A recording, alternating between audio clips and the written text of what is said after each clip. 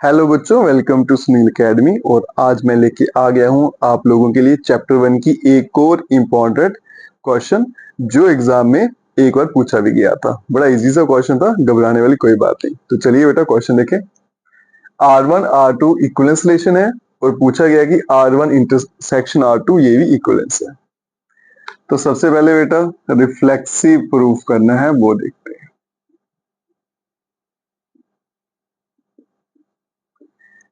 Set कौन सा है? तो रिफ्लेक्सिव के लिए क्या करते हैं, लेट ए बिलोंग्स टू ए।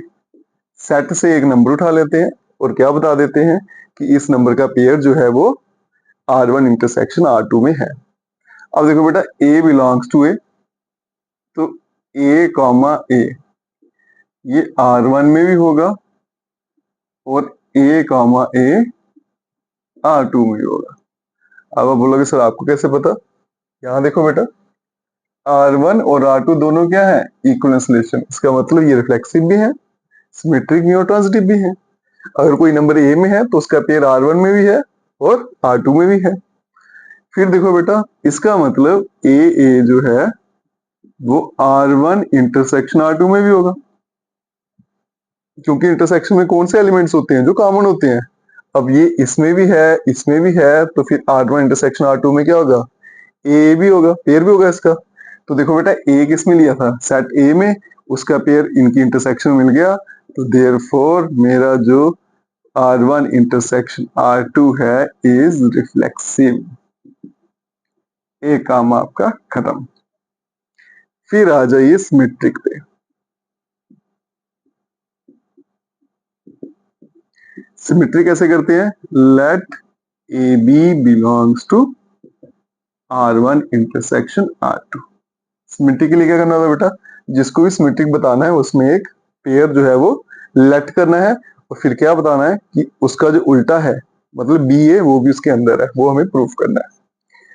इसका मतलब मेरा जो ए बी है वो R1 में भी है और ए बी जो है वो R2 में भी है, क्योंकि इंटरसेक्शन में है ना, तो फिर दोनों में होगा।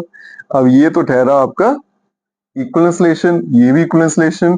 तो इसका मतलब बी ए R1 में होगा और बी कामा ए R2 में भी होगा। तो इसका मतलब बी कामा ए कहाँ पहुंच गया? दोनों की इंटरसेक्शन में। तो फिर R1 इंटरसेक्शन R2 जो है वो बन गया बेटा सिमेट्रिक। ठीक है बच्चों, कोई डाउट तो नहीं आता? क्लियर है? अब आ गया इसका last part, that is transitive.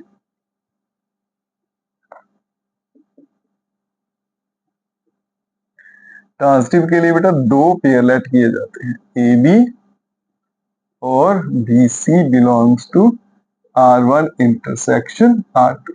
जिसको ट्रांजिटिव प्रूफ करना है उसमें दो पेयर लिए जाएंगे, ए बी और बी सी। पेयर इस तरह से होना चाहिए कि इसका लास्ट और पहला सेम होना चाहिए। ठीक है, अब ये दोनों पेयर किसमें? R1 इंटरसेक्शन R2 में। तो इसका मतलब A B comma B C ये R1 में भी है और A B comma B C belongs to R2। अब ये R1 और R2 ये तो क्या है? रिफ्लेक्सिव। इसका मतलब AC जो है वो R1 में होगा और AC जो है वो R2 में भी होगा।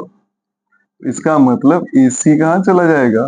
R1 intersection R2। तो इसका मतलब आपका जो R1 इंटरसेक्शन R2 है इज ट्रांजिटिव। इसका मतलब मेरा जो रिलेशन था R1 intersection R2 is equivalence relation, hence proved. और यही हमें प्रूव करना था। बिल्कुल आसान सा सोल्यूशन है, कुछ भी मुश्किल नहीं है, बस कंसेप्ट क्लियर होना चाहिए। कल हम मिलेंगे एक और एग्जाम्पल से जो एग्जाम में पूछी गई है या फिर पूछी जा सकती है। वीडियो को ज्यादा से शेयर करें, चैनल को लाइक सब्सक्राइब शेयर जरूर करें। Best of luck.